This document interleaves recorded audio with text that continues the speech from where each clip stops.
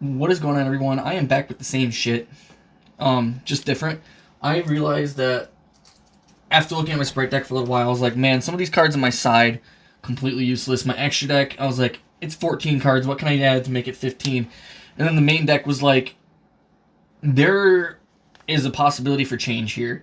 And then I thought about it, and I was like, I think I know what I need to do for change, which is reduce some of the monster count, um, take out a few cards and put a few cards in the main deck, because I know it's a very hand trap heavy format.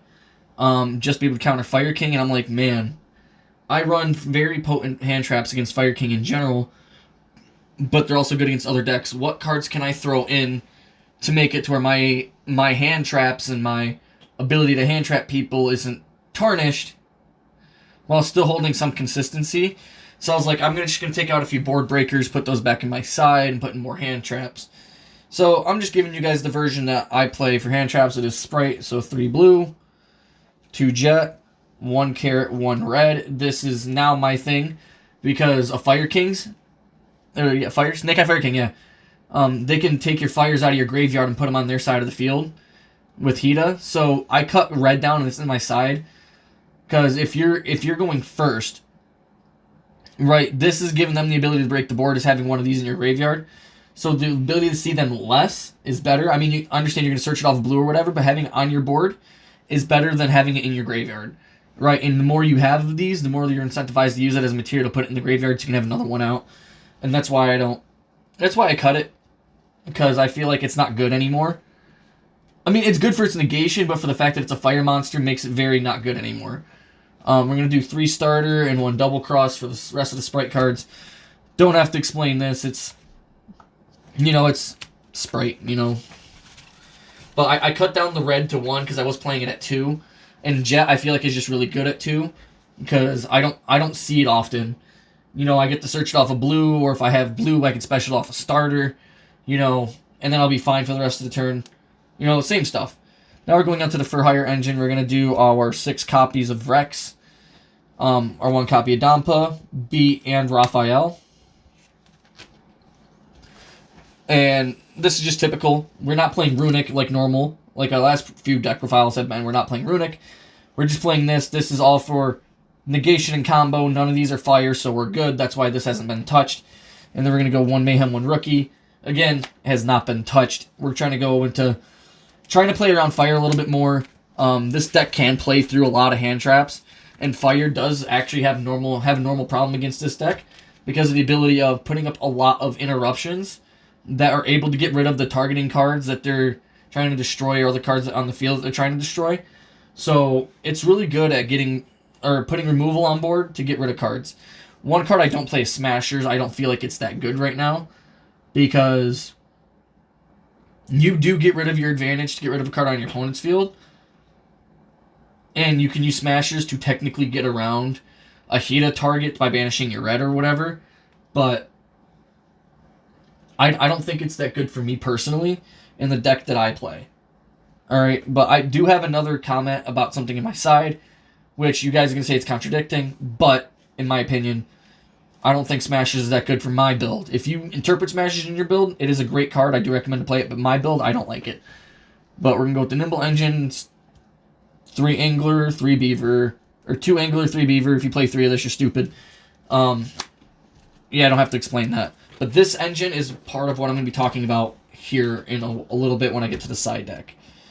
But hand traps, we do run a lot of hand traps. 3 Ash, 3 Imperm, the new edition, 2 Nib, which were in the side in the last one. I ended up getting rid of them when I went to the regional because I really needed the money. And I ended up changing my side deck last minute when it came to filling out the deck list. So, and then 3 Crow, which is very subject to change. You don't have to play Crow. It's just I don't have Droll and Lockbird, and nobody's willing to trade me for Drolls. So I'm playing DD Crow, which is still good against fire, but this will be substituted out for other cards, and we can play a different engine. And we're going to engine swap later on. So that's what we're talking about when it comes to the Nimble Engine. We're going to have to engine swap. Right, we're going to have to reduce the amount of cards of the Nimble Engine just to be able to fit in cards from our side. We're going to play 1 Called By. Right, it's our last hand trap, but it's Called By. Last hand trap. I love the QC arts. It's nice. but we're playing 3 triple tack in the main. I feel like this card is just way too good to pass up. If you put this in the side, the deck would go down 40 cards, but I feel like it's just way too good not to pass up on, especially going first. Going first and going second, the card's way too good. Going first, it gives you a draw 2, or you get to rip a card out of your opponent's hand, especially if they've hand-trapped you a couple times, like they hit you with Imperm, and they hit you with Ash, and then you're ripping another card out of their hand. They're starting -3, and you're basically trying to get rid of a whole bunch of stuff from them. I feel like the card's really good. Going second, they activate a monster effect, say they get rid of their negate or whatever, and you just steal a card they control. I love using this to steal Link 2s, because then it's full combo for me. Right, and the last card, Foolish Burial, the card has to be in here with the Nimble Engine. Once we get into the side, Foolish Burial does end up coming out, because we're gonna play more of the variety of, we're gonna try to punch you in the face, and we're gonna try to break your board, right? Which is the point of the deck. So we're going to get there, but for the extra deck, not much has changed. We're going to go Link Monsters, the regular Link Monsters, and then we're going to go to the for hire. So Sprind, IP, Azalea, Goddess, normal. If you don't have, if you're playing SP, play SP instead of Azalea. That's all I can recommend. For the for hires, when we play 4, we play 2 Donner and 2 Falgo, standard. With the ability of playing 2 of these each, you could play Prosperity in the deck, technically, but I don't recommend it, because most of the time you actually do end up seeing need for 2 Donner, so that is really good. Now we're going through our XEs. We're going to do all of them at once. We're going to do 2 Gigantic Spright, 1 Cat Shark, 1 Mannequin Cat, 1 Oni-B, 1 Dark Zeus, and 1 Zeus. Zeus is a new addition to this extra deck. I was just thinking, I was like, man, Zeus is really good, and I can make Zeus easy in this deck. If I don't lock myself into 2s, I can make Zeus. Right? I make Zeus, clear my opponent's board, right? Hit my turn, summon this, right on top of Zeus, summon Dark Zeus on top of Zeus, keep the materials, because Zeus will probably be left with the material left anyway, or it'll have the material from this, and then have a free get rid of a card on the board, which I feel like is just still really good. So I feel like if you're playing Dark Zeus, you have to play Zeus, and if you're playing Zeus, you have to play Dark Zeus. That's just my opinion. At least for right now, I feel like that's how it works. Now going into side, I'm going to explain each card and how it works for what game you're expecting, what game you're going to try to side expecting to go into. Right, so we're going to start off with 1 Wiz. This is for game 3. If you're expecting to go into time, like if you know you're getting close to time, Wiz is really good for that time. Spell Canceller. Now, for people who don't understand and who haven't seen the previous combo video, you get hit with Droll, there's really not much you can do, right? If it's an impactful Droll, you're gonna get screwed, right? Your opponent hits you with the Droll off the blue when you add it to your hand, yada yada yada. You can barely even do anything at that point, right? But it depends on what you have in your hand. If you know, like normal Rex, and then you use it to add to your hand, and you're able to just tribute a card, special summon, and keep special summoning, right? Droll isn't gonna be an impactful move. It's just gonna help you out in the long run, because you make sure on your end board when you have your cards out, right? So it's going to be Sprint plus an XC, right? Any XC you control, right? Which in this case is going to be Mannequin Cat. Use Mannequin Cat, target their Droll, special it to their field, special out Spell Canceller, right? Spell Canceller is a win, Droll's a win. You special this out, all spell cards are negated, they can't be activated. And that's why I play Spell Canceller, because it's good against decks like Branded. It's really good against Fire King. A whole bunch of decks play spells, and that's why I like Spell Canceller. And also there's times in the deck where you can just keep special summoning, and you don't have to normal summon, and literally you can special summon up until the point where you have like 3 monsters on the board, and you can Spell Canceller, so then you can go into XC Gigantic, continue on playing, you know, whatever. It's how the game works. It's perfect for the deck, right? So I feel like it's really good because of Mannequin Cat. Now, the new addition to our side is 3 Shifter. I feel like you have to play Shifter, right, in today's format. And this is part of the reason why you take out the Nimble Engine, because it is a 2-turn banishment of all cards. Right, so the Nimble Engine turns off from Shifter, but you're still able to put out Gigantic Spright with a Link Monster on it and swing for a high amount of damage, because this will turn off somebody's board. This will end somebody's turn most of the time, and then you just make a big monster and you swing. And it goes very good in cahoots with Pankratops here.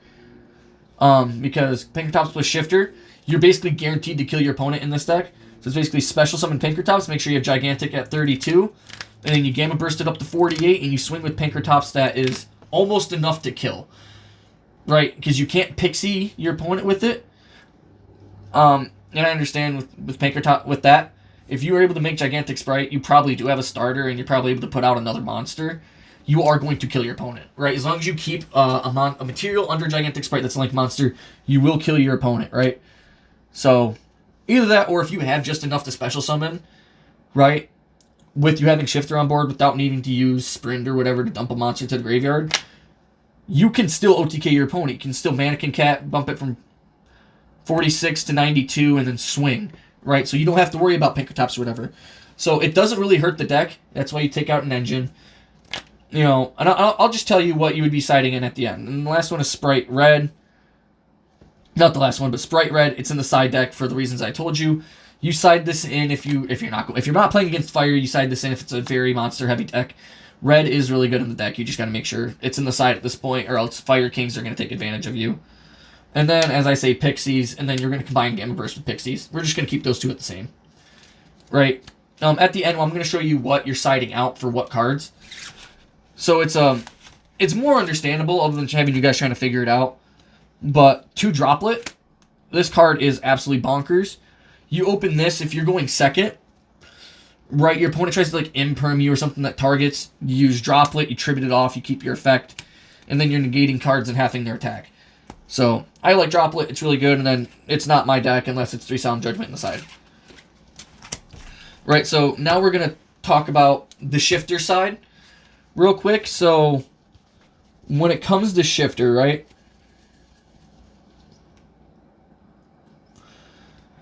Right, the 3 Beavers and the 2 Anglers on top of Foolish Burial, right? Because Foolish Burial won't work. Right, so you got 6 cards here. Right, what are we putting in when it comes to the Shifter side? Right, Angler gets turned off, but Beaver's still a good card to have. So you're going to basically take out these 3 and play Shifter. Right, Beaver can still summon a Beaver from your deck. Right, so you take out the 3 Angler, or you take out the 2 Angler and 1 Foolish for 3 Shifter. Right, if you feel like that's not enough, right, if you're going first, right, if you're going second, and you know your opponent's on Fire King or some deck that falls to Shifter, you make sure you side in Shifter and take out the Anglers, right, and the Foolish Burial, because then it's dead to you, right? If you want to side in other cards, we're going to take out the 3DD Crow, because most of the time, this card's useless against a lot of decks, right? So we're going to side out the 3DD Crow, and we're going to side in the Pixie and Gamma Burst, and then we're going to side in Red or Pinkertops, whatever's going on, right? So the main card you're taking out when it comes to the Shifter are the 2 Anglers and the Burial, and you're putting in the 3 Shifter because Beavers can summon themselves. Right, that's about it. That's just explaining the Shifter side. If you're a smart player when it comes to Spright, it's very easy to figure out. There will be a combo tutorial coming out soon. I'm not going to do that tonight. I'm on a limited time. But that's basically it for the new deck. Let me know what you guys think about Shifter. Let me know what you guys think about my deck. I hope you all have a good day, and I'll see you later. Just to keep the Spright up. Just to continue. Keep the Spright up, and then I'll continue talking for a second. But I hope you guys have a good day. I'm trying to upload as much as I can, especially when it comes down to me being super busy and trying to maintain everything. So I hope to see you guys some more. I hope to try to get this grind back going, especially with decks and decks that I like to play. This is my favorite deck, so I'm going to keep making videos on it. Cards get changed all the time, and that's why I like doing it, because it makes it better. And as somebody said, I'm very innovative with the decks. So hope to see you all again sometime. See you later.